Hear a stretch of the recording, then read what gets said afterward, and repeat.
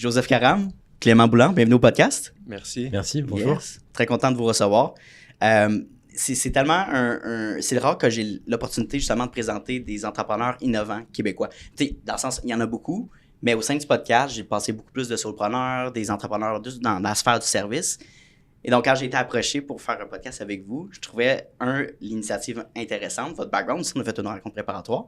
Et donc, on parle de Bello, évidemment, l'entreprise, d'où vous avez parti l'entreprise. On va présenter le produit, on va présenter aussi votre parcours aujourd'hui. Est-ce qu'on commence par une petite présentation avant de faire un taste test et tout ça? Clément, veux-tu me parler un petit peu plus? Oui, bien sûr, bien sûr. Ouais? Donc déjà, est-ce que tu as soif? Oui, ça parfait. J'ai toujours C'est important de bien s'hydrater, c'est le but, c'est pour ça qu'on a créé Bello. Ouais. En fait, on veut avoir une plateforme d'hydratation pour tout le monde. Donc, c'est une machine, ça se traduit par une machine à la fin. Donc, comme une Nespresso, il suffit de remplir avec de l'eau. Okay. Il y a une filtration avec un filtre qui est juste derrière, un filtre qui filtre mieux qu'une carafe filtrante comme Brita. Et derrière, donc, tu as accès à de l'eau filtrée. Et derrière, tu peux ajouter des capsules comme ici. Donc, on a développé toute une gamme de capsules, autant des capsules avec comme ligne concombre qui mettent juste un petit peu de saveur, un peu d'arôme, des capsules comme mangue curcuma qui sont vraiment à base de purée de mangue, de fruits, ou des capsules vraiment avec bénéfices. On veut qu'elles aient toutes des bénéfices, mais comme électrolytes pour quand tu reviens d'après la course, par exemple. Ou malade, hangover. Exactement. Laquelle tu voudrais goûter? Honnêtement, les électrolytes, juste parce que je suis partant pour ça. Donc, c'est assez simple. Donc, c'est une capsule comme ça. OK, cool. Elles sont en verre. Oui, bien sûr. En passant, c'est en verre. Là. C'est juste niveau qualité, perception aussi, c'est excellent. Et une seule capsule, et c'est ça qui est important, une seule capsule est capable de reproduire jusqu'à 35 à 50 boissons, suivant 12 à 50 boissons, suivant lequel. C'est-à-dire ça dépend de la concentration de la capsule à l'intérieur. Je vais te faire une démo tout de suite. Donc, la machine est allumée, on voit qu'elle est allumée. Oui. Donc, si j'appuie, j'ai de l'eau filtrée. Et si je rajoute la capsule, on voit que la machine a détecté tout de suite quelle capsule c'est. Si je peux en mettre une autre, ce sera tout à l'intérieur va s'adapter. On choisit son niveau de concentration, 1, 2 ou 3. Puis je vais prendre un verre, je vais prendre celui-ci. Quand tu dis niveau concentration, ça veut dire donc plus de concentré de capsule dans le... Exactement. Ce qu'on voulait, c'est vraiment avoir quelque chose de facile à utiliser, convenient à la maison. Ouais. Et quand on achète une boisson à l'épicerie, on n'a pas le choix. C'est telle concentration. Sauf que des fois, tu dis, j'aimerais bien que ce soit moins sucré, ou que ça soit plus sucré, ou que ça ait plus de saveur, moins de saveur. Et donc, nous, on a développé cette machine avec 3 niveaux de concentration pour encore plus s'adapter. Et au passage, les ingrédients dans les capsules sont seulement naturels. Il n'y a pas d'ingrédients artificiels. Le seul sucre qu'il y a, c'est le sucre des fruits ou des jus. Donc, c'est vraiment ça. On voulait vraiment créer une plateforme d'hydratation pour mieux boire, mieux dans le sens plus, et dans le sens mieux pour soi-même aussi. Bien sûr. Donc, et ensuite, c'est très simple. On appuie, instantanément, la boisson, elle sort. Donc, on voit ici que, je mets juste pour ne pas faire trop de bruit, je mets de côté. On voit que la boisson se prépare. Elle va s'arrêter autour de 250 ml automatiquement. On peut faire un plus grand verre, on peut faire un plus petit verre. C'est vraiment customisable. Excellent. Et derrière, on voit que ça a coulé encore un petit peu. Parce que derrière, on a développé un système d'auto-nettoyage. C'est-à-dire, je peux changer la capsule, en mettre une autre tout de suite. Hop. Faire un mélange. On pourrait faire un mélange, aussi. Mais c'est-à-dire que tiens, tu peux le goûter si tu veux. Donc c'est électrolyte. Et derrière, si j'ai envie de faire à Joseph mangue curcuma ou lequel tu voudrais. Mangue curcuma, ça. Mangue curcuma. J'appuie. Oh, j'ai fait niveau 1. C'est excellent. Donc là, c'est niveau 1, donc ça va être beaucoup plus léger que le tien, par exemple. On va pouvoir voir. Hop, je l'arrête. Et donc là, le système de nettoyage est un peu plus long, on a pu entendre. Derrière, voici mangue curcuma niveau 1, donc vraiment pour boire plus d'eau avec un petit goût de mangue et de curcuma. Et donc, qu'est-ce que tu en as pensé de la boisson? Là, j'avais gingembre ici. Oui. Je pense, goût personnel, je préfère celui-là. Oui. Ok. Oui. Et donc ça, on a beaucoup travaillé pour développer un goût électrolyte qui n'est pas trop, comment dire, salé. Souvent, exact, quand on achète, souvent c'est salé. C'est salé et après, il rebalance avec beaucoup de sucre. Donc souvent, le goût n'est pas optimal. Non. Nous, là, on a la même concentration qu'une marque concurrente qui va être en sachet. L'expérience est quand même mieux. Le goût est quand même meilleur, c'est ce que tu viens de dire. C'est clairement. Et donc, nous, on a développé une gamme de capsules. On reviendra dessus, je pense que Joseph va en parler. Mais vraiment pour toute la famille, pour tous les moments de la journée, c'est vraiment ça qu'il faut garder en tête. On a aussi un mocktail pour le soir, par exemple, donc sans alcool. Intéressant. Et comme je dis, c'est donc, on est capable de regarder. Là, si on veut utiliser cette capsule, je reprends celle que tu as pris, cette capsule électrolyte, tu peux faire une douzaine de courses faciles avant de commencer à l'épuiser. OK. Une douzaine de verres de portions. Exactement. Incroyable. Où est-ce qu'on peut retrouver le produit concrètement?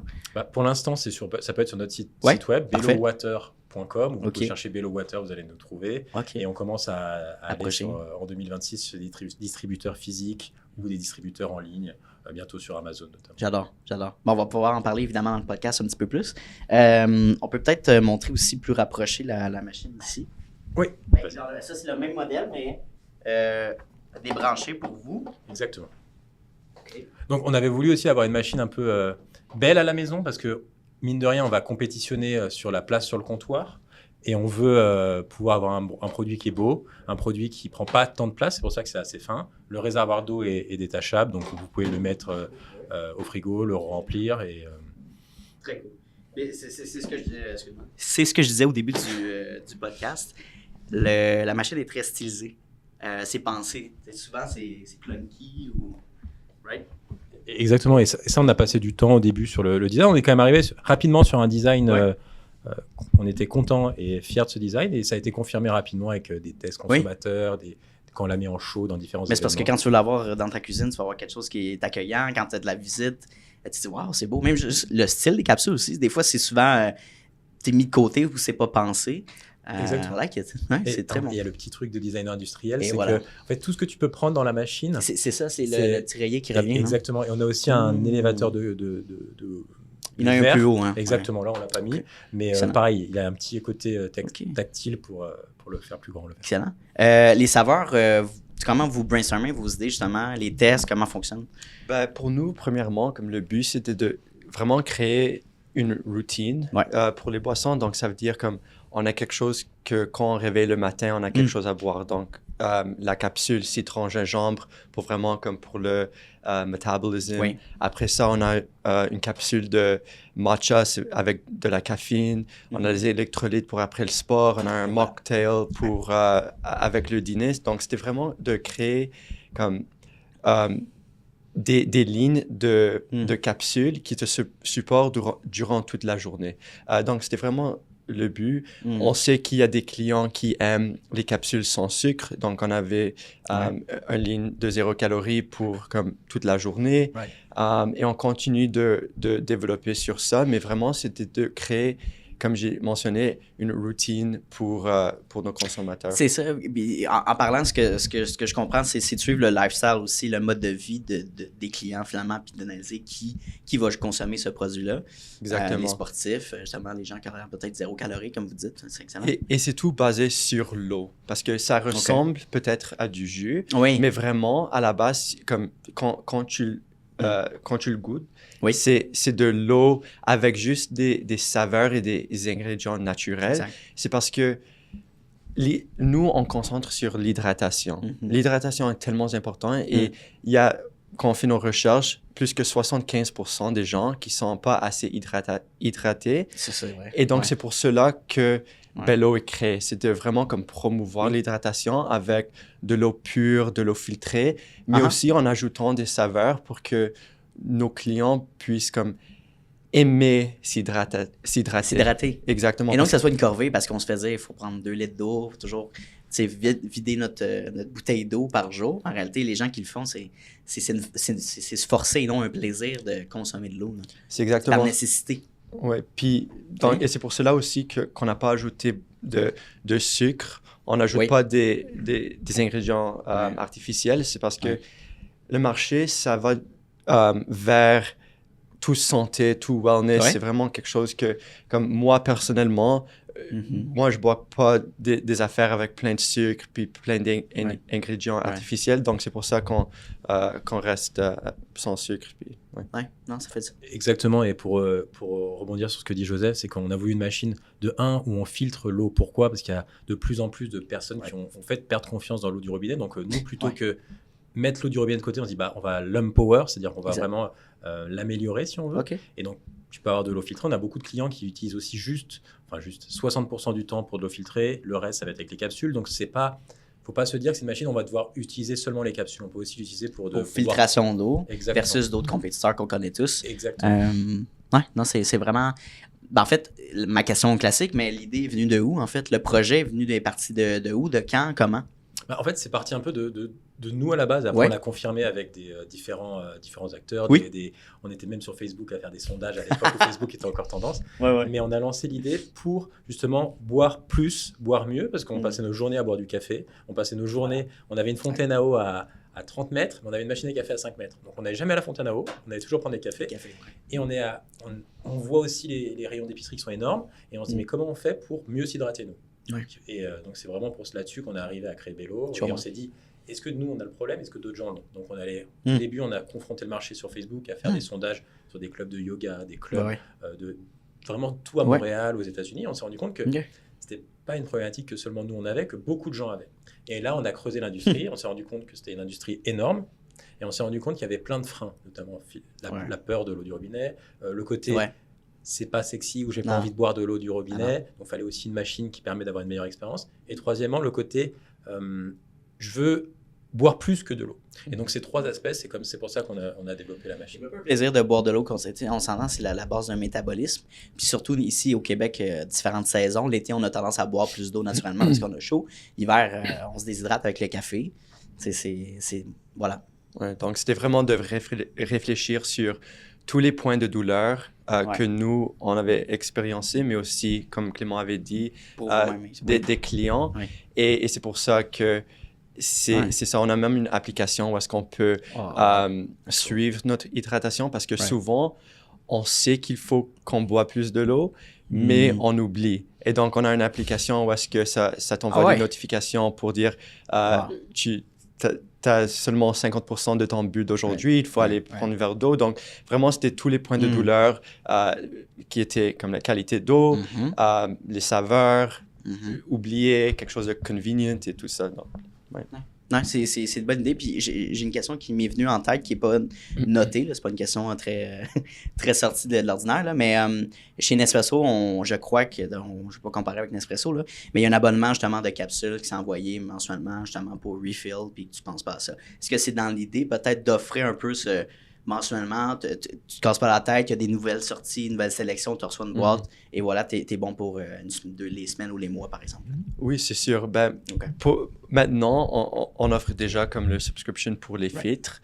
On l'avait fait pour les capsules, mais on a trouvé pour un produit physique comme les capsules de Bello. C'est un peu plus difficile au début parce que les consommateurs, ils savent pas tout de suite combien est-ce qu'ils veulent, c'est quoi les saveurs qu'ils préfèrent. Comme un espresso, c'est du café. Comme tu bois la même saveur de café tous les jours. 100%. Mais pour nous, donc, ça crée comme une sorte de service à la clientèle où est-ce qu'il fallait toujours changer les capsules, annuler, puis tout ça. Donc, on voulait vraiment comme bâtir une plateforme de subscription qui était un peu plus comme facile à échanger les capsules, de changer et donc, maintenant, on l'a bâti. Donc, ça va être live dans un couple de semaines. Donc, et ça, c'est un point important parce que ce que vient de dire Joseph, c'est que les gens... En fait, nous, on a un produit quand même unique et que peu de personnes comprennent au début. Donc, ils disent, OK, qu'est-ce que c'est? Oui, on comprend. C'est ça que je pense qu'avec le test, tu as pu mieux comprendre. Mais l'idée, c'est que les gens souvent disent, est-ce que je peux goûter? Et ils ont toujours un a priori. Déjà, ils se disent, est-ce que je peux goûter? Quand ils goûtent, ils ont un a priori. Et quand ils goûtent pour de vrai, ils disent c'est vraiment bon. Et donc, il y a tout ce côté-là. Pousser un abonnement dès le jour 1, c'est compliqué. Donc, nous, de plus en plus, on veut faire que les gens testent. On veut faire des pop-up. On a fait des pop-up stores dans des salons, dans d'autres endroits, des clubs de yoga, des clubs de sport, pour justement que les gens testent. Et quand ils testent, rapidement après, tu vois leur nom arriver en vente. Donc, c'est bon signe. J'ai une question plus technique, mais quand la capsule se vide, on fait quoi avec la capsule? La capsule, on peut comme elle a été réfléchie pour être mise au recyclage, donc c'est ce qu'on fait. Pour l'instant, on la met au recyclage. Dans le futur, si on est de la taille de Nespresso ou un peu plus petit, on pourra réfléchir à les remettre en circulation. C'est pour ça qu'on a pensé au côté... On les renettoie, parce que nous, on a développé, ce qu'il faut penser, on reviendra dans la complicité du projet après, mais on a développé une ligne complète qui est au Québec de remplissage de capsules. Et donc, on nettoie les capsules. Donc, l'idée, c'est de pouvoir les remettre dans le cycle. Le produit physique est fait aussi en vitre, donc ça s'adapte bien à ce genre de besoin-là. Exactement. Donc, ça, c'est la vision long terme. Aujourd'hui, c'est compliqué à mettre parce que c'est énorme. C'est logistiquement... Mais je vois la vision long terme, right? Non, c'est super intéressant. Puis je me demande aussi, bien évidemment, avant de parler un petit peu plus du produit, parlons un petit peu de vous aussi. Le podcast, évidemment, on parle des entrepreneurs derrière l'entreprise. Peut-être, Joseph, est-ce que tu veux me parler un petit peu de ton background professionnel? Avant de te lancer dans Bello, ça ressemble à quoi? J'ai commencé ma première entreprise dans ma première année d'université. Comme j'étais vraiment excité de commencer à travailler, d'être entrepreneur. Mon père, il est entrepreneur. Pour ceux qui ne savent pas, comme mon père est sur l'émission L'œil du dragon. C'est comme ça que j'ai rencontré Clément. Et donc, j'avais une entreprise en immobilier. Je gérais les portfolios. Je faisais location, je faisais la gestion, je faisais aussi comme des rénovations. C'était vraiment comme ma première taste de l'entrepreneuriat. Après 3 ou 4 ans, en travaillant dans cette entreprise de 19 ans à 23 ans, mon père il m'a demandé de lui joindre dans l'entreprise familiale pour lui aider à gérer les investissements qu'il fait, notamment sur l'émission. Et dans la même conversation où est-ce qu'il m'a demandé de lui joindre, il m'a mentionné comme Bello et qu'il avait fait un investissement sur l'émission. Et donc, j'ai rencontré et tout de suite, j'étais complètement comme fou de l'idée. Vendu, j'étais vendu et donc j'étais supposé de travailler sur tous les entreprises et tous les investissements, mais rapidement, je travaillais seulement sur Bello, puis je lui ai joint en temps plein pour lui aider à commercialiser le produit à ce stade. C'était un prototype et ça ressemblait un petit peu à ça, mais c'était en 3D, puis tout ça. Et donc, on a pris les 2 prochaines années environ pour le rendre au marché. Et donc, c'est ça mon parcours jusqu'à aujourd'hui. C'est intéressant avant de tomber dans ton parcours aussi, Clément. C'est le fun parce que, évidemment, on va en parler, là, mais votre expérience au Dragon pour Bello. Mais c'est bien d'avoir eu un prototype. Après, Georges, ton père a vu la vision aussi, a vu qu'il y avait un potentiel. Donc, c'est super intéressant. Clément, parle-moi un petit peu plus avant Bello, qu'est-ce qui s'est passé? Oui, tout à fait. Donc, comme on l'entend, j'ai un accent français, donc je suis arrivé. Du coup, je suis arrivé. Du coup, je suis arrivé en 2016 au Canada. J'avais une formation d'ingénieur en France, mais je terminais tout juste les études. J'ai rapidement travaillé dans l'aéronautique, dans l'impression 3D métallique. Ça va servir pour Bello, c'est pour ça que je dis ça. Ensuite, j'ai travaillé dans différents petits projets, notamment dans la Silicon Valley sur un produit de consommation grand public, mais qui était vraiment vendu à travers tous les États-Unis. Mais c'était mon premier taste du côté hardware. Très cool. Et du côté produit. Je me suis dit, si eux l'ont fait, pourquoi on ne peut pas le faire? Entre-temps, j'ai dirigé un cabinet de conseil en ingénierie encore côté produit. Donc, j'avais une équipe d'ingénieurs, autant sur le mécanique, autant sur l'électronique, le software, la qualité. Et on accompagnait des acteurs plutôt dans le biomédical, des medical devices, des grands noms de Montréal et du monde. Et quand même, à partir de là, j'avais quand même la frustration autour de l'hydratation, la même que Joseph. Il disait, quand j'ai vu le produit, j'avais vraiment envie de... Clairement. C'était une problématique. J'avais cette problématique, comme j'ai dit au début. Et à la suite de ça, je me suis dit, mais ce qui me dérange, c'est qu'aujourd'hui, j'ai ma vie qui est, entre guillemets, 7. C'est-à-dire que j'avais un bon salaire, j'avais une bonne équipe, une bonne perspective d'entreprise. Bien sûr, de carrière. Mais au final, c'est bête ce que je vais dire, je travaille pour quelqu'un d'autre. Même si j'ai reçu à la personne, c'est que j'avais envie, en fait, de faire quelque chose moi-même et de dire, OK, je l'ai fait moi-même. Et à la fin... tu récoltes les fruits de l'arbre que tu as planté. Mais c'est du risque, tu sais, dans le sens, c'est de se lancer dans le vide puis d'essayer de se ramener puis d'être rationnel, de dire c'est une bonne décision, mais c'est un peu, il n'y a pas de décision rationnelle dans le sens en affaires, tu sais, ça se peut très bien que ça fonctionne, ça se peut très bien que ça ne fonctionne pas, mais tu avais une vision évidemment et donc tu t'es lancé. Exactement, et côté risque, c'était peut-être aussi, souvent on dit qu'il faut se lancer les yeux fermés et autres. Je suis pas 100% d'accord avec ça, mais surtout, c'est le moment où je me disais, j'avais mis un peu d'argent de côté. Il y avait un safety net. On avait un peu d'argent de côté. On commençait aussi à avoir un prototype qui fonctionnait. On avait la validation qu'on passait dans l'œil du dragon. On avait Georges qui s'intéressait, Joseph s'intégrait à l'entreprise. Et même, je me dis, si on ne prend pas le risque maintenant, on ne le prendra jamais. C'est vrai. Donc, c'est le moment où on s'est dit, on commence aussi à avoir des gens impliqués autres que nous dans l'entreprise. Donc, on s'est dit, OK, là, c'est plus un projet étudiant, entre guillemets. On se lance vraiment. Il y a une validation, il y a une structure aussi qui ça amène, puis évidemment, il y a un développement qui va se faire. Non, c'est intéressant. Des gens aussi qui rentrent dans le projet, qui sont, tu sais, comme un investisseur comme Georges Caram qui dit, OK, oui, let's go, on le fait, les boys, c'est bien, c'est inspirant. Parlez-moi de votre expérience à l'œil des dragons, comment ça s'est passé? Avant de tomber juste là-dedans, la préparation de vous avez approché, j'imagine, l'émission... qu'est-ce qui rentre dans ce processus-là, finalement? En fait, déjà, nous, on avait un produit qui était vraiment moins beau que celui-là. Qui était vraiment, le premier, il était vraiment imprimé en 3D avec des filaments. Et on voit passer dans une annonce ou dans une newsletter, je ne sais plus, casting dans l'œil du dragon. J'applique.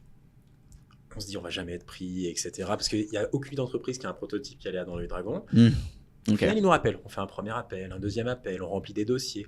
Et on est casté, entre guillemets, à faire le casting en visio avec eux. On fait la visio et ils disent c'est génial. Je fais mais on n'a pas un produit, etc. C'est pas grave. C'est vraiment le produit a des bonnes valeurs pour soi, des bonnes valeurs sociales, des bonnes valeurs environnementales. C'est quelque chose qu'on a envie de promouvoir. Donc ça se passe. Je pense que ça c'était en novembre, décembre comme ça. Et ils nous donnent une date. On vous recontacte l'année prochaine. Donc c'était en 2023 du coup. En 2023 et je pense qu'on est passé en février. Je ne sais pas ces détails, mais et du coup on se dit on a 2 mois. Il faut qu'on fasse un vrai produit, un produit sexy pour justement bien faire à la télé. Et ce qui se passe, c'est qu'on commande des pièces, on fabrique des pièces. On passe le mercredi au casting. Le lundi, toutes les pièces sont bloquées à la douane parce qu'il y a des pièces qui viennent forcément d'extérieur pour un prototype. Donc on est mort. Entre-temps, on travaille sur le stand, etc. On libère les pièces le mardi soir, je pense, la veille où on assemble la machine. On arrive au studio, on nous dit donc, ce qu'il faut savoir, c'est que c'est long quand même. Et pour les dragons, c'est long quand même leur journée. Georges m'apprête à donner c'est une journée au complet. C'est dur. Hein. Et on nous dit, vous passez en dernier. Je fais comment ça? Mon Dieu, là tu prends la dernière, l'attention le moins. Exactement, on se dit, ils vont pas avoir d'attention. Et toi, derrière, tu stresses parce que c'est quand même, on passe à la télé, première fois que tu passes à la télé. Dieu, ben oui. Tu fais un pitch, tu dis, qu'est-ce qui se passe si je me rate dans le pitch? On a un produit physique qu'il faut. On espère qu'il va fonctionner. C'est quoi les questions que tu vas me poser aussi? Tu te dis, est-ce qu'il va être pointueux sur quelque chose que j'ai pas mentionné, que j'ai pas développé? 100%. Et à la télé, c'est très court. Enfin, court. C'est 5, 10, 15 minutes maximum. En vrai, ça commence vraiment le minimum 30 minutes, 45 minutes, c'est-à-dire jusqu'à 1h30. Donc nous, on est passé en dernier, je pense, à 17h et on est sorti à 18h30. Donc tu as le temps d'être lessivé. Mais c'est incroyable. Et qu'est-ce qui rentre dans ça 1h30? C'est le pitch au complet? Le pitch dure, je pense, 2 minutes à peu près. Et après, il y a beaucoup de questions. Et beaucoup de questions des dragons. Nous, on se posait des questions. On se dit, est-ce qu'ils vont être justement, comme tu dis, poser des petites questions, etc. Honnêtement, ils ont été très bienveillants. Ils ont été très gentils. Très bienveillants. Et d'autant plus que nous, on avait la démo du produit comme on a fait au tout début. Et comme je dis, c'était un prototype qu'on avait assemblé la veille. On avait 2 machines. Et la première, on appuie. Rien qui se passe. Je fais, oh my god. Oh no! C'est ceux qui ont mis ça dans le clip. Oui, ça c'est ça. Et là, on se dit, oh my god. Ça, c'est gênant, là, right? C'est gênant, on se dit, on est mort, tu vois. L'espace dans notre tête, on est mort. Parce qu'elle est gênée. Et là, un peu de la dernière chance, on prend l'autre machine, on inverse, on remet une capsule, ça marche nickel. Et donc là, ils goûtent, ils disent, c'est vraiment bon. Et ils se disent, ouais, mais comment ça fonctionne? Et on avait quand même au fond de nous, on se disait, ok, c'est mort parce que la machine n'a pas marché. Et non, et beaucoup de bienveillance, tous. Ils ont dit, mais on comprend que c'est un prototype, c'est un produit physique, c'est compliqué. Et ils comprennent notre situation. Et là, ça nous réconforte. On repart sur la période de questions. Et comme je disais, des questions très pertinentes. Et là passe le moment du deal, où ils disent oui ou non. On commence. Première personne, non. Je pense que c'était Isabelle Chevalier de mémoire. David Côté, non. Petit à petit, non. Il arrive Georges. Et Georges, là, il commence une phrase, je me rappelle. Je suis vraiment étonné. Et là, on se dit, il va nous tuer. Tu vois, je m'attendais. Il va dire quoi, là? C'est ça. Il va nous tuer. Il fait, je suis vraiment étonné qu'aucun de mes collègues vous ait fait une offre. Parce que pour moi, c'est un produit. C'est soit ça Skyrock et qu'on va... C'est une entreprise multimilliardaire et soit vous explosez en vol, mais il n'y a pas d'entre les deux. Et moi, cette compagnie, je suis déçu qu'il n'y ait personne qui prend le risque, mais moi, je veux prendre le risque. Je suis content que vous n'ayez pas pris de décision, là. C'est ça. Mais juste par curiosité, c'est quoi les raisons qui donnaient les noms? Est-ce qu'il y avait une explication ou c'est... Oui, il y avait à chaque fois des explications, mais je pense qu'il n'y a personne qui est dans le côté, dans les dragons de cette époque, qui est dans le côté produit. C'est aussi un projet qui fait vraiment peur. Moi, d'un point de vue investisseur, si je devais être investisseur, je dis, OK, ils ont un produit, c'est un prototype, il ne fonctionne même pas. Vraiment, quand on remet dans le feedback, le produit ne fonctionne même pas. Il y a un marché. Est-ce que le marché marche? C'est pas une machine à café X qui va faire que des cappuccinos. Est-ce qu'un produit comme ça va fonctionner? Même si on parce que c'est un produit innovant. Donc, tu sais, ça reste à tester et à voir le marché, la réponse du marché. Et industriel. C'est industriel. Donc, qu'est-ce que tu veux dire, industriel? On pourra en revenir après, mais c'est un produit très complexe. Même si ça paraît simple d'utilisation, on a voulu rendre l'expérience le plus simple possible. C'est très complexe de faire quelque chose de simple et c'est très complexe de faire quelque chose avec des capsules multi-usages, un côté où ça fuit pas, tout ça. Donc derrière, il y a eu vraiment 1 an juste d'industrialisation pour pouvoir comment on fait pour le produire avant de le produire. J'ai eu plusieurs entrepreneurs qui ont passé au Dragon, puis ce qui me disait que justement un en particulier a fait l'émission au Québec et a fait Dragon's Den à Toronto. Et évidemment, il faut que tu sois très, très communicateur. T'sais, autant en français qu'en anglais. Il ne donne pas de chance. Là, au Québec, c'est un petit peu plus gentil, généralement. Puis ce qu'il me disait, c'est qu'à Dragon's Den, c'est un petit peu plus axé sur les chiffres. Puis justement, ils sont plus pointueux là-dessus, plus straight to the point. Mais ici, je trouve ce qui est le fun, c'est qu'on encourage justement cette innovation-là. économie sociale, impact québécois aussi, c'est intéressant. C'est le fun d'avoir un entrepreneur qui puis justement, à prendre en compte que dans l'œil du dragon, souvent, des fois, il y a des offres qui sont faites, mais la plupart du temps, c'est pas des offres qui sont suivies. C'est pour le show, mais en réalité, après, il n'y a peut-être pas de suivi de l'entrepreneur ou de l'investisseur. Dans votre cas, ça n'a pas été le cas. Tant mieux, ça a été. Et justement, suivi, du coup, on a rencontré plein de personnes qui ont fait aussi dans l'œil dragon. Ouais. Et je vois où venait ta question. Hein. Et en fait, on s'est rendu compte que il y a très peu de personnes qui ont un deal. Pourquoi? Soit l'investisseur, il fait sa due diligence, il ne va pas donner de l'argent. Non, il faut qu'il regarde les livres et tout. Regarde exactement. Exact. Et de deux, il faut qu'ils soient intéressés, que l'équipe fonctionne, etc. Et sinon, les entrepreneurs, ils n'ont peut-être pas envie. Des fois, il y en a qui vont juste pour la télé. Il y en a qui vont juste pour le show. Nous, on y va aller vraiment pour, on va tester le marché. On voulait tester le marché aussi, même si c'est un prototype. On a fait des préventes à ce moment-là. C'était bien indiqué sur le site web. Mais on voulait aussi voir, en fait, on a besoin d'argent pour avancer. Donc, pour avancer, c'est soit ça, soit on meurt, entre guillemets. Donc, où on continue pendant 5 ans sans argent. Et donc, on a discuté avec Georges, mais 48 heures après, je pense que 24 heures après l'émission, il m'envoie un SMS. Il me dit « Salut, c'est Georges, disponible pour un café » Et je pense 48 heures après, on prenait un café vers chez lui. Là. Et il dit « Bon, les gars, moi, je veux faire le deal. » Donc, on a parlé, c'était pas aussi vite, mais on parle, il fait « Moi, je veux faire le deal. Qu'est-ce que c'est vous ?» Parce que je sais que les entrepreneurs, des fois, ils y vont juste pour la visibilité. Je sais aussi que c'est une entreprise, on va devoir aller chercher beaucoup d'argent. Donc, comment on met les milestones, comment on travaille ensemble. Et donc, ça a été la première discussion qu'on a eue ensemble. Et rapidement, on a dit oui, parce qu'il y avait un fit. Il y avait un fit, il y avait un besoin, et c'est comme ça qu'on a commencé le deal. Et aujourd'hui, Georges est plus qu'impliqué, il nous appelle tous les jours, il nous aide sur des documents financiers, il apporte pas seulement son réseau, pas seulement son argent ou autre, c'est vraiment une expertise qu'on a au jour le jour. Et c'est pas un investisseur, c'est un partenaire à temps plein. Il y a la relation qui a changé aussi. Oui, c'est ça, exactement. Je pense qu'il y a une relation, comme tu viens de dire, de mentorship, de mentorat, d'expérience, évidemment, d'être accompagné par un entrepreneur à succès. Ça a un bonus, évidemment, il y a l'aspect financier, là, mais il a l'aspect beaucoup plus comme expert alentour de ça. Et il adore le produit. À chaque fois, il a le produit. Oui, mais oui, et non, parce qu'il y en a beaucoup, ils vont juste regarder, OK, les marges sont intéressantes, c'est financièrement intéressant, mais le produit, je m'en fous. Mais lui, c'est le contraire. Justement, il adore ça, puis probablement qu'il le consomme aussi. Oui, exactement. Make sense. Et c'est intéressant parce que normalement, mon père, il focus seulement sur les chiffres, puis sur les marges et tout ça. Lui, il travaille un peu plus. Il travaille sur les P&L, puis sur les financiers. C'est ça comment il voit les entreprises. Donc, pour Bello, c'était vraiment quelque chose de hors de son habituel dans les entreprises qu'il a investi. Excuse-moi, je te coupe, mais c'est intéressant. Je trouve que tout entrepreneur, un investisseur, à un moment donné, oui, tu as des projets peut-être un petit peu plus payants à court terme, disons, mais payants au niveau passion, vision, la flamme entrepreneuriale, de s'impliquer là-dedans. Tu sais que l'impact dans le mode de vie des gens est direct là. Non, c'est super cool. Évidemment, vous êtes en co-ownership. Il faut qu'il y ait une complémentarité en travaillant ensemble.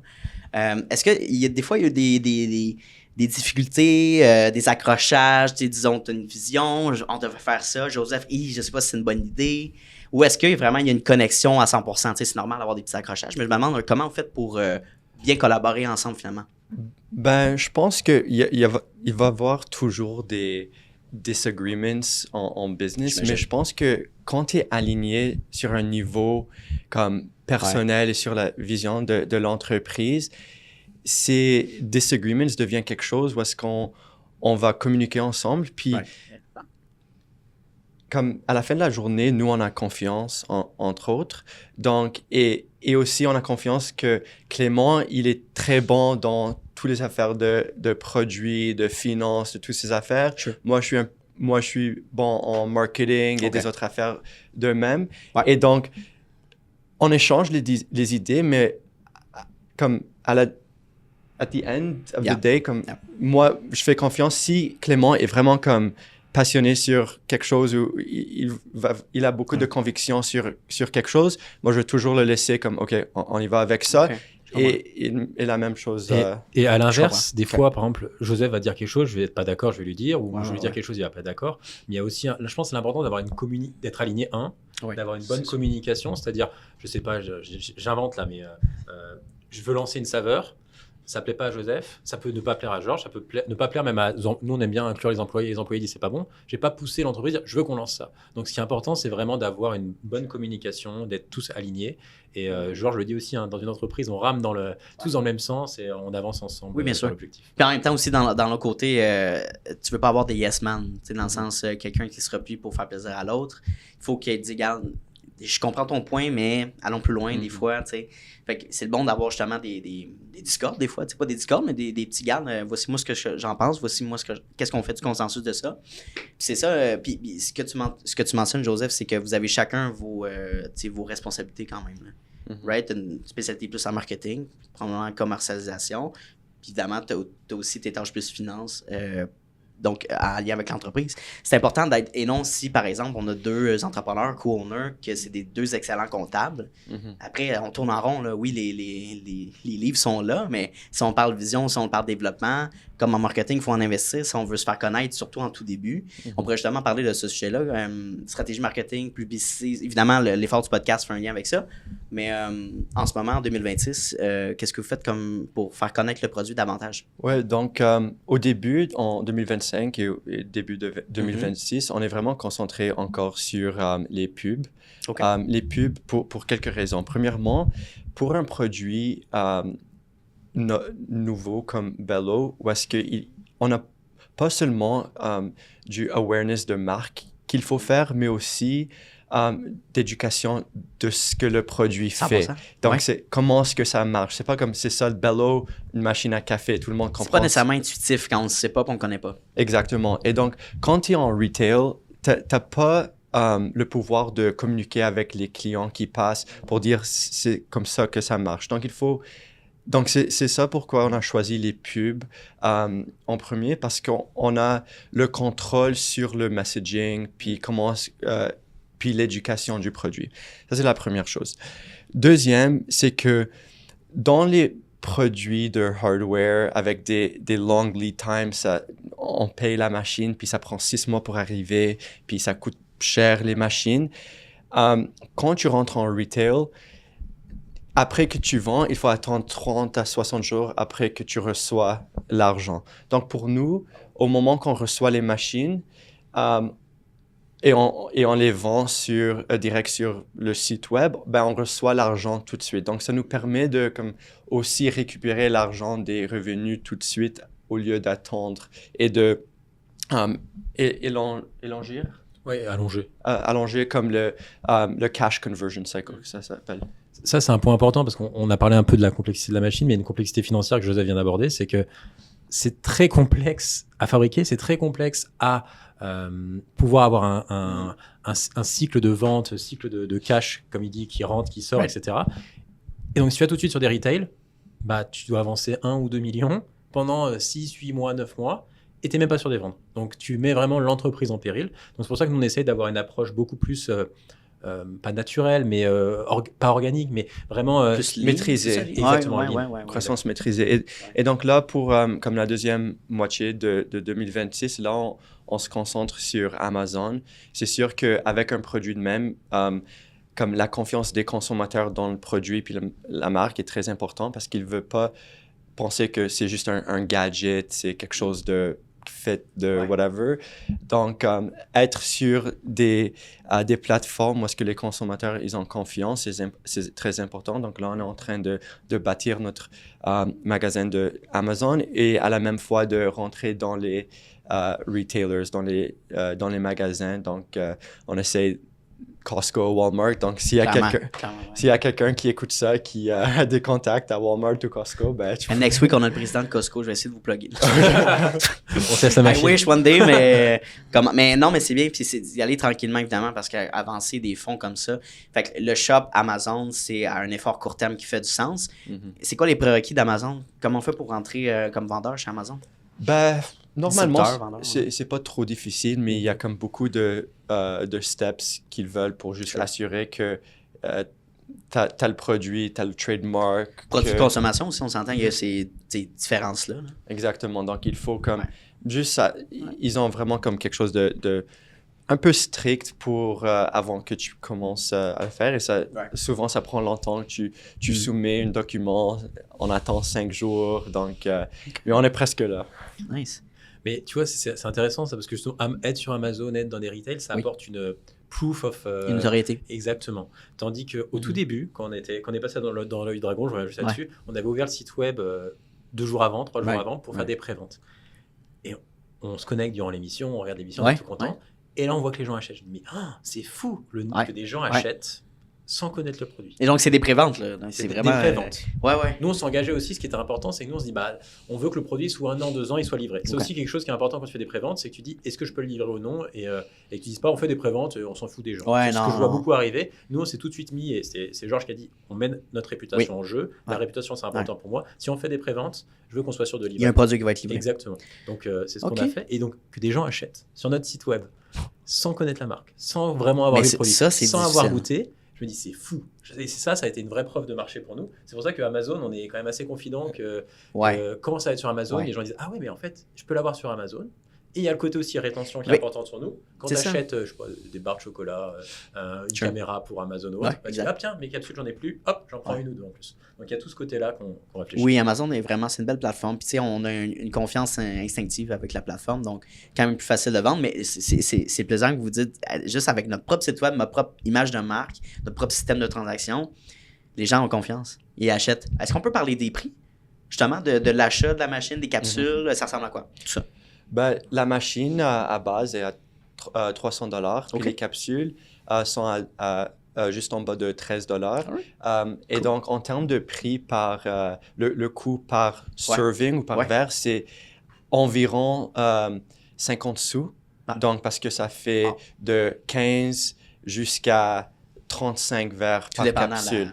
Donc, c'est pour ça aussi, comme si tu achètes des bouteilles de électrolytes ou de n'importe quoi, c'est beaucoup plus cher que d'en acheter ça. Donc, et c'est santé aussi, les ingrédients. Exactement, meilleurs, quelque chose de qualité. Parce que nous, on se met dans catégorie de premium, de everyday premium.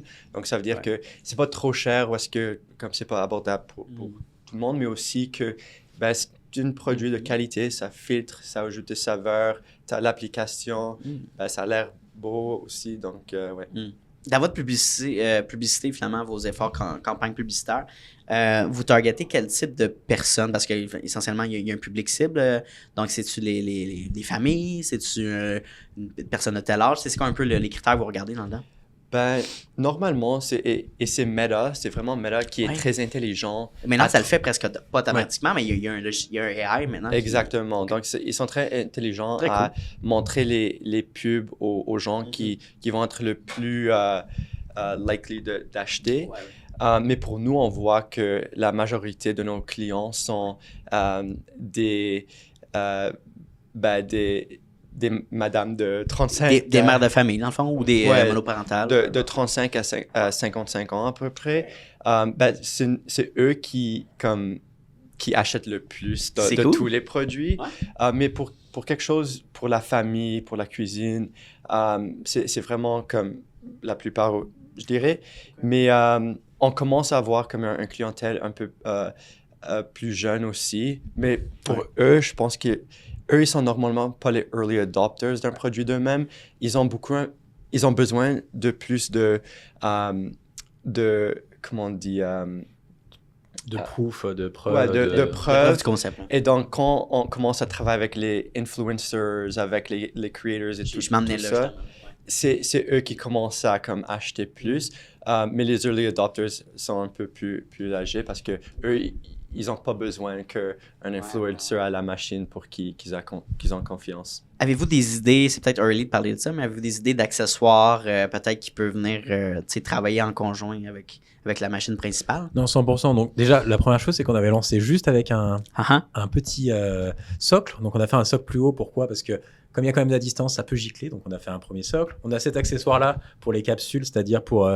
on trouvait que... présentoir. Un présentoir. En fait, c'est vrai qu'au tout début, c'était en frigo, un peu en vrac. Et Georges nous dit, je veux un présentoir. On dit non, on va attendre un peu. Et au final, il avait 100% raison. Wow. Donc, on a fait un présentoir. On commence à le vendre actuellement. Donc, il y a ces accessoires-là. On est en train de travailler sur des carafes pour remplir. Voilà. Le réservoir d'eau, tu peux le prendre et le mettre au frigo. On se dit, peut-être les gens veulent faire une carafe, mais pas enfoncer en fait. Donc, ensuite, on peut imaginer une bouteille. Il y a vraiment plein d'accessoires qui peuvent arriver autour. Un plus grand réservoir, on nous a demandé. Donc, il y a plein d'accessoires. Nous, c'est vraiment ça, c'est la base. C'est un peu le début de l'écosystème. Et donc, tu as tout le côté écosystème qui va se connecter donc, avec des accessoires. Et derrière, tu vois, là, j'ai une Garmin, mais on a tout le côté dans le futur de connecter. Smart.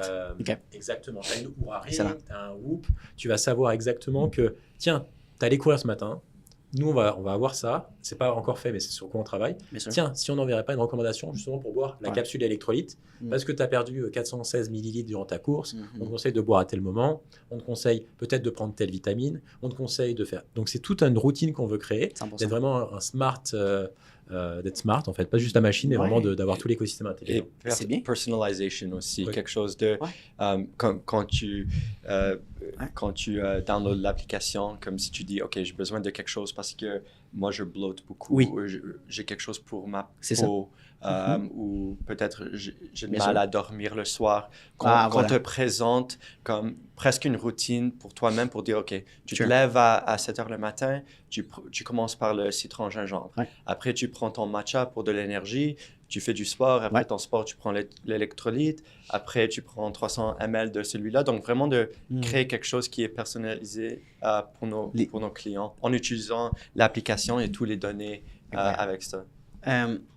Les gens, évidemment, je fais un lien avec ChatGPT, mais c'est comme notre deuxième maman, là, dans le sens, qu'est-ce que je dois prendre maintenant, je me sens un petit peu foggy, qu'est-ce que je dois prendre pour boire, manger, mais d'avoir ça pour la consommation, justement, avec Bello, de dire, regarde, j'ai fini un tel sport, donc oui, électrolyte, mais s'il y a différentes saveurs, je sais pas, est-ce qu'il y a des qui sont meilleurs, des ingrédients qui sont meilleurs pour se rétablir, pour avoir une meilleure santé, ben c'est bien d'avoir un assistant justement qui t'accompagne, qui te suggère différents produits, d'avoir une connexion, comme tu disais, sur la montre Smart, Watch. C'est l'accessibilité qu'on cherche, puis l'accompagnement, de la personnalisation. Un client se sent valorisé, je crois, à travers ça. Exactement. Et ça, c'est rendu possible aussi parce qu'on a pu avoir, en fait, le contrôle de toute la chaîne de valeur. C'est-à-dire que c'est nous, en interne, on a quelqu'un qui a un doctorat en création de boissons, qui travaille au jour le jour avec nous. Donc, des fois, on fait des journées, c'est un peu rigolo, où on teste 50 boissons dans la journée, tu vas 20 fois aux toilettes, mais c'est un peu rigolo.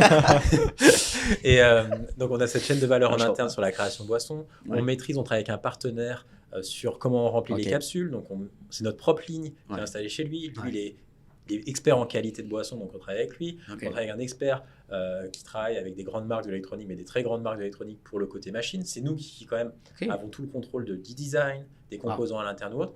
Mais on a choisi vraiment d'être, et on n'avait pas le choix finalement, d'avoir le contrôle complet sur la chaîne de valeur. Donc ça permet de lancer une application, ça permet de lancer une saveur, ça permet de dire, tiens, là en ce moment c'est Collagen Water qui est en vogue aux États-Unis. Est-ce qu'on ne lancerait pas une Collagen Water? Et plutôt que de travailler avec un labo, ça prend du temps. Plutôt que là rapidement, même si on peut faire intervenir des gens extérieurs, on va lancer une boisson en 2 mois, 3 mois, 4 mois, donc assez rapidement, et on peut le tester. Et on peut le tester parce qu'avec la data des gens, les gens disent « Ah oui, je vais le boire, je ne vais pas le boire, etc. » Donc ça, c'est vraiment une grosse plus-value qu'on a.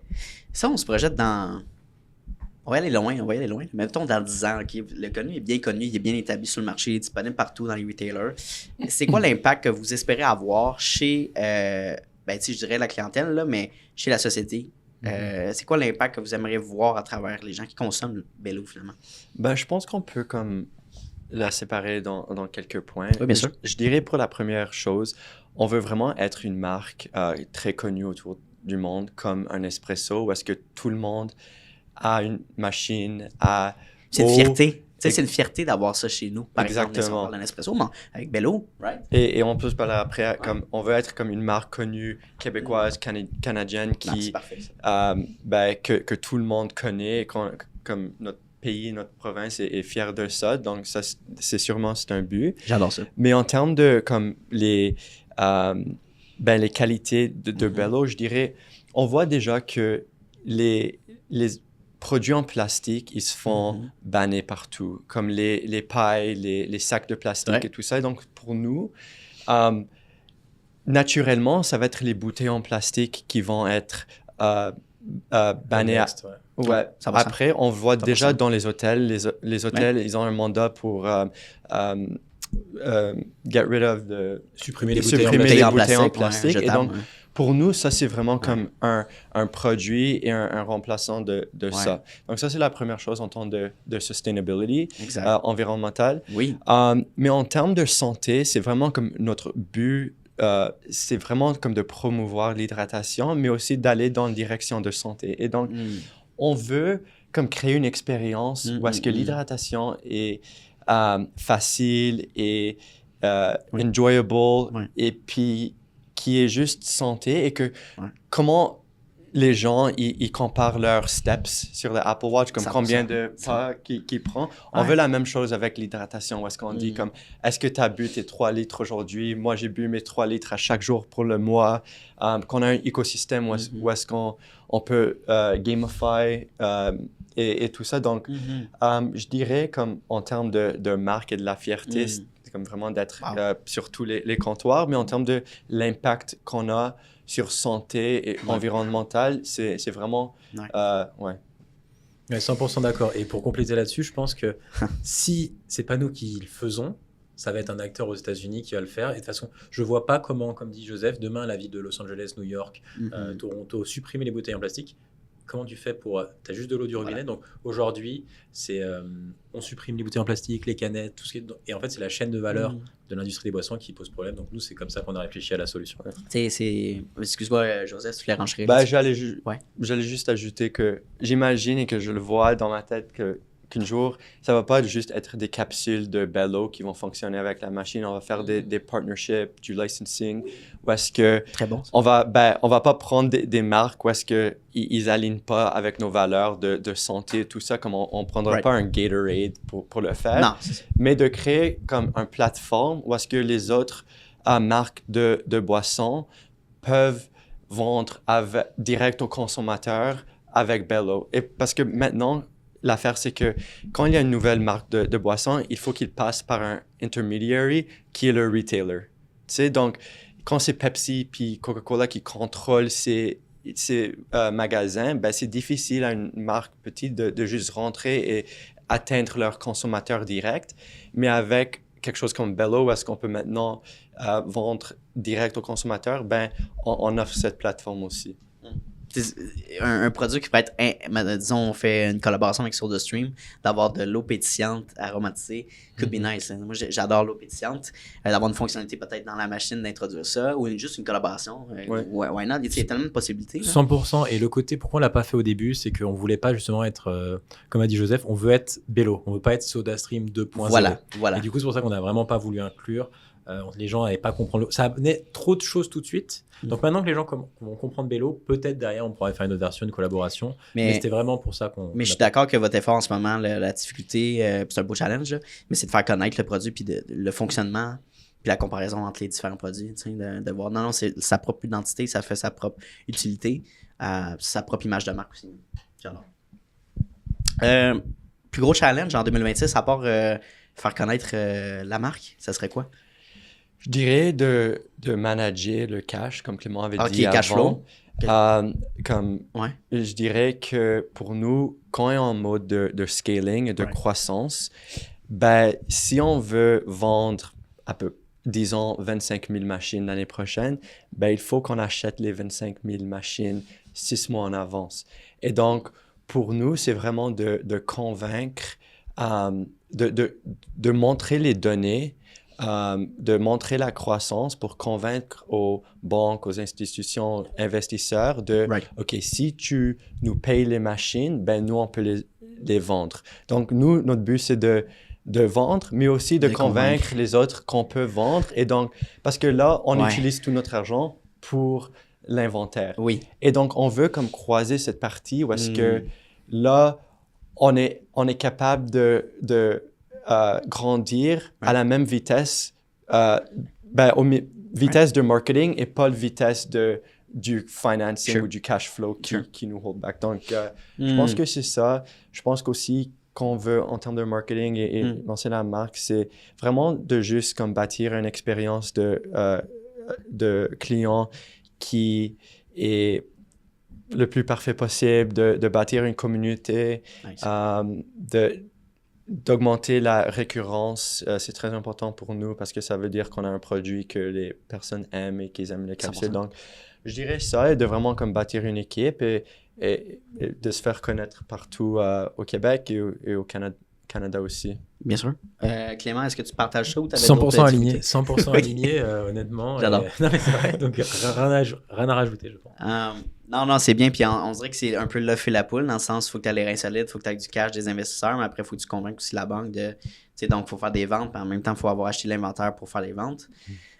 C'est pour les gens qui nous écoutent, peut-être qu'ils sont plus dans l'industrie du service, ben là, c'est différent concrètement. Là, je veux dire, il faut avoir encore une fois du cash flow pour fournir, pour payer ses dépenses, si c'est un bureau, si tu as des trucs récurrents. J'ai fait les deux parce que du coup, avant, je faisais du conseil en ingénierie. Tu as fait les deux, moi, c'est ça, exact. C'était, le plus dur, c'était qu'il fallait payer le premier mois de l'ingénieur qui allait travailler chez le client ou chez nous. Une fois que c'était fait, bah, tu pouvais en avoir un deuxième, un troisième, et c'était plus maintenant tes capacités à vendre tes services qui te bloquaient et à les délivrer. Voilà. Mais nous, c'est que, même avant de ça, 6-8 mois avant. C'est tellement de choses. Et c'est un produit hardware. Encore une fois, c'est que si on a le moins de problèmes, ou si on avait eu le moins de problèmes sur la machine, on était mort, parce qu'on n'aurait pas pu push une update, ou on n'aurait pas pu dire, bah tiens, travaille peut-être pas sur ce mandat, travaille sur ce mandat-là. C'est-à-dire qu'on avait 3 ou 4 000 machines qui marchaient pas. Donc c'est ça aussi la complexité où il faut voir en avance pour l'argent, il faut voir en avance sur le produit, parce que tout est lié. Demain, on met une mise à jour sur l'app. Sure. Peut-être ça va impacter comment on infuse les capsules, et cette infusion de capsules va impacter comment on a créé en laboratoire les saveurs, et tu dis, mince, on peut plus faire ça. Donc il y a vraiment tout qui est, il faut vraiment avoir une vision un peu systémique de Bello dès qu'on change la moindre chose. Ça m'amène aux dernières questions du podcast, mais avant de tomber là-dedans, j'ai une question classique aussi que je pose à mes invités. On va répondre séparément. Clément, par exemple, quand tu te couches le dimanche soir, OK? Si t'es capable de dormir avant de te lever. Mais qu'est-ce qui te motive le matin de te lever? À part le cadran, whatever, c'est quoi la flamme initiale? Tu dis, hey, je m'en vais travailler pour moi, évidemment. Là, c'est mon entreprise, notre entreprise. Mais c'est quoi le fameux why de Simon Sinek? What's your why, finalement? C'est une question c'est assez deep, un peu, deep. Oui, exactement. Exactement. Non, mais plein de choses. Déjà, moi, il faut savoir, le matin, je suis très heureux. Je sais pas, le matin. Moi, le matin, direct, j'ai bu 6 cafés dès que je me lève. Mais du coup, je me lève très en forme. Et non, je me dis, il faut accomplir des choses. Et en fait, je vois un peu, alors, une métaphore de l'escalier de l'entrepreneuriat. Mais je vois un petit peu, je vois tout en haut d'escalier. Je me dis, bah, c'est là que je veux qu'on soit, ce qu'a dit Joseph. Et je me dis, bah, tiens, une petite marche aujourd'hui, tiens, une petite marche. Alors aujourd'hui, enfin, c'est des marches, on pense que ça monte, mais souvent ça monte, ça descend, ça monte, ça descend. Donc chaque jour, j'ai une petite marche, je me dis, ah bah tiens, aujourd'hui, j'ai n'importe quoi, on va faire les états financiers avant de les envoyer au comptable. Donc je me dis, oh, ça va être une grosse journée là-dessus. Après, le lendemain, je me réveille, je me dis, déjà la veille, en fait, je prépare la veille, je me dis, j'ai ça à faire, j'ai ça à faire. Et au final, c'est que chaque jour est un petit escalier, avec ses hauts et ses bas. Donc des fois, on monte, des fois, on descend, des fois, on monte. Mais c'est ça, donc non, j'ai pas de. Mis à part arriver à l'objectif de Bello, je me dis pas. Je le fais pour l'objectif, je le fais pour moi forcément, mais j'ai pas. C'est pas non, je pose la question parce qu'il y a évidemment plusieurs personnes qui sont pas dans l'entrepreneuriat, vivent à moins que tu puis il y en a beaucoup là, évidemment que tu adores ton travail puis t'es bien, mais il y en a beaucoup aussi malheureusement qui ont un travail pour leur fin nécessaire de payer des responsabilités financières, puis je trouve ça triste aussi essentiellement de devoir te lever par force, par un cadran, par whatever. Mais c'est la réalité de beaucoup de personnes. Fait que j'espère qu'à travers le podcast, on peut inspirer des gens. T'es pas obligé de te lancer en affaires, là, c'est pas ça le message. Hein.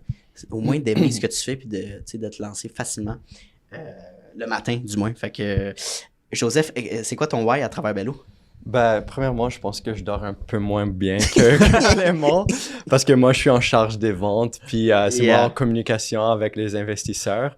Mais je dirais comme ma première but et le premier comme indication de succès pour moi, c'est de vraiment comme avoir un ROI pour les investisseurs qui ont cru en nous. Ben, il y a mon père, il y a des amis, il y a la famille, il y a des autres investisseurs.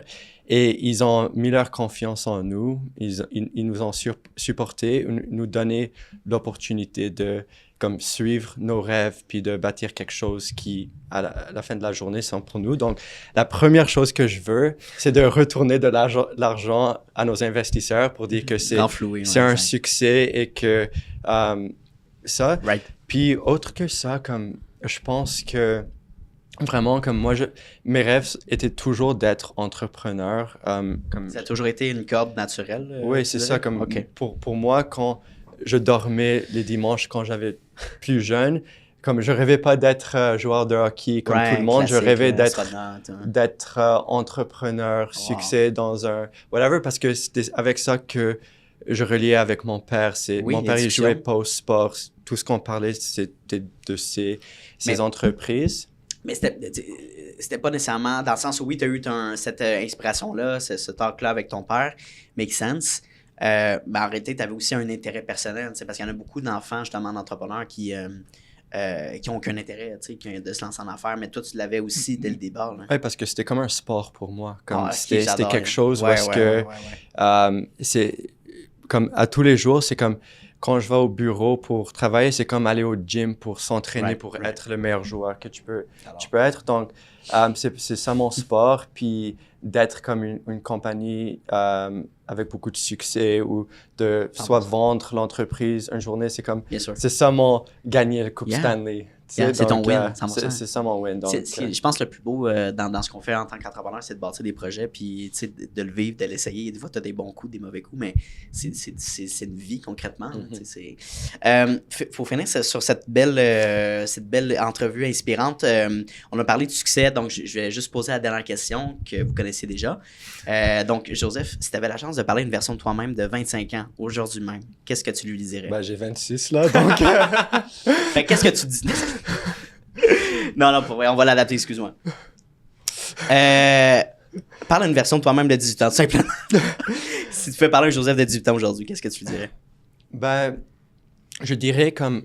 Je donnais pas de conseils précis. Pour moi, comme vraiment, je pense, c'est important de survivre comme tous les... Comment on dit, les challenges et les roller coaster un peu de la vie. Les roller coaster de toi-même au lieu comme de prendre des leçons de tout le monde, parce que tu apprends vraiment par l'expérience.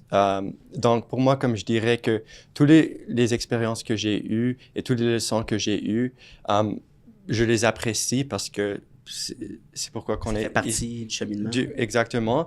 Donc je dirais simplement que comme ça va être intense si tu vas avoir du succès. Comme il n'y a aucune façon de le naviguer, to avoid it. Donc, essaye de apprécier même les moments durs. Et ouais, si tu te lèves tous les jours et tu continues, puis tu as du resilience, comme tu vas avoir du succès un jour, mais il faut te mettre dans les feux des fois et juste sauter, puis c'est la seule façon de... C'est normal de ne pas avoir de l'incertitude, du syndrome de l'imposteur. Syndrome de l'imposteur, souvent, pour les gens jeunes qui se lancent, c'est souvent quelque chose qui revient. Fait que de dire un conseil que tu donnerais à une version de toi-même de 25 ans, c'est assez... qu'est-ce que tu dirais à toi là mais du temps. Et toi, Clément, qu'est-ce que tu dirais d'une version de toi-même? Alors, et ça a bouclé un peu avec ce que tu disais, avec les gens qui sont dans leur travail ou autre. Bien sûr. Moi, il y a le côté résilience, ça c'est sûr, c'est que tu vois le loin, mais c'est sûr qu'avant, tu vas monter, descendre, et comme tu dis, prendre un peu chaque problème que tu identifies et que tu arrives à résoudre, tu es vraiment heureux derrière. Donc, c'est vraiment ça le côté entrepreneuriat. Et pour revenir à ce que je disais, c'est que au tout début, tu vois, moi, j'avais ma vie ingénieur, tracé, etc. Mais moi, c'est pas ce que je voulais de base. Tu vois. De base, je voulais pas ça. Mais j'ai quand même poussé jusqu'à 25-26 ans à travailler où j'ai dit. Mais je voulais plus. Et donc, il faut pouvoir se lancer. Et ce que je disais tout à l'heure, c'est qu'il faut pouvoir se lancer, ne pas avoir peur de se lancer, mais pas se lancer bêtement. C'est-à-dire avoir un backup, avoir une idée. Et pour ça, il y a souvent, et ce que j'aurais fait donc à 18 ans, 25 ans, faut pas avoir peur d'aller parler à des gens. Oh mon Dieu, c'est tellement un bon conseil. Mais d'aller parler, même sur LinkedIn. Moi, au tout début, quand on a lancé Bello, j'ai envoyé à tous les Français ou Québécois aux États-Unis qui avaient lancé un produit physique. Il n'y en a pas 50. Hein. Et donc, j'ai dû envoyer 12-13 messages à ces personnes-là qui avaient fait des Kickstarter, ça avait bien marché.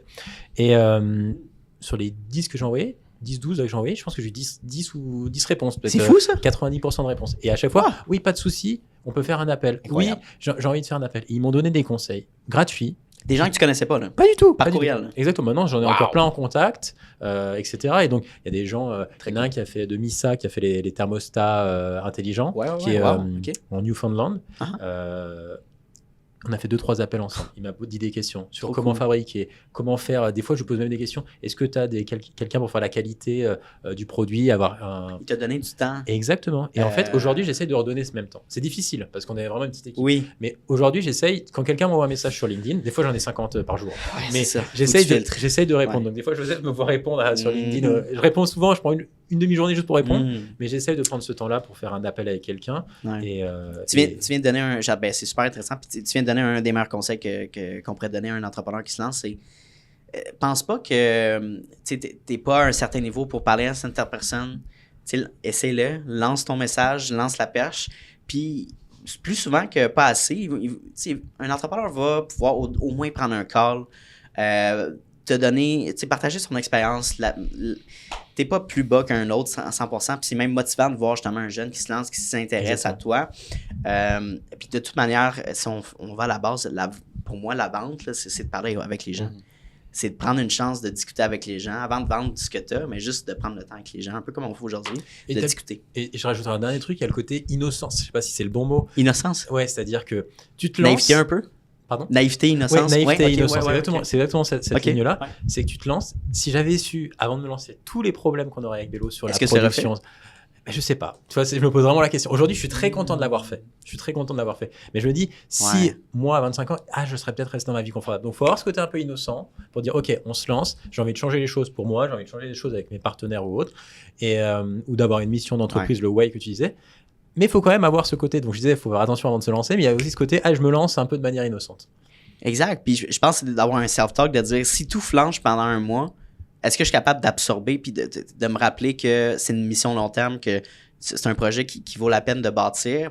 Est-ce que j'ai les reins solides pour absorber ça? Puis souvent, les gens qui s'essayent pour la première fois, ça peut être une réalisation de dire, pour moi, c'est pas fait pour moi.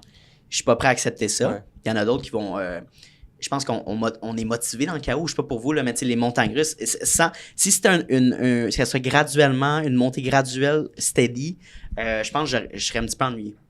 J'aimerais que j'aimerais qu'il y ait des challenges un peu. Ben, il faut pas trop en penser quand tu te lances. Il faut juste lancer puis ajuster sur le chemin. Puis, ouais, c'est ça. Mais il faut vraiment vouloir ce que tu as mis comme but, parce que si tu le veux pas comme vraiment dans ton cœur et comme profondément, ben c'est ça ce qui te donne l'énergie de continuer sous le roller coaster. Donc il faut vraiment comme, pour nous, il y a pas de comme pour moi, je dis toujours comme there's no way qu'on va pas accomplir ce qu'on fait, parce que je laisserai pas que ça échoue. Donc, oui. Puis pour finir là-dessus, du moment que tu te convaincs toi-même que ça va réussir, la vie est bien faite, tu vas être aligné, tu vas trouver les bonnes personnes, tu vas trouver les bonnes opportunités. Pour clore sur cette entrevue-là, c'est incroyable. Merci beaucoup pour votre temps, votre participation. Merci beaucoup pour la connexion, évidemment, de faire ce podcast-là. J'espère que vous avez aimé votre expérience aujourd'hui. Oui, beaucoup. Merci pour l'invitation. Ouais. Ça fait plaisir. Et ce que je fais avec mes invités, c'est une relance après un an. Donc, qu'est-ce qui est arrivé justement en décembre? Là, on va être au mois de mars 2027. Mais vous êtes toujours les bienvenus au podcast. C'était wow, j'adore ça. Merci beaucoup. Merci beaucoup. Merci beaucoup. Dernière question, où est-ce qu'on peut vous contacter, faire affaire, juste en apprendre plus sur le produit, en acheter?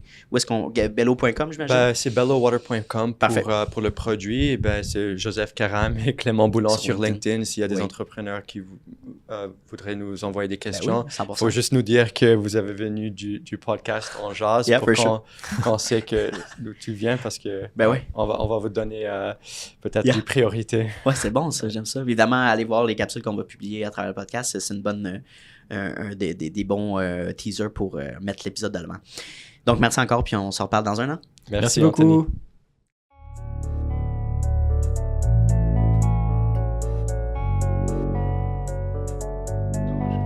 You don't always get to choose in this life, win and lose in this life, but I'ma prove in this life we can move in this life.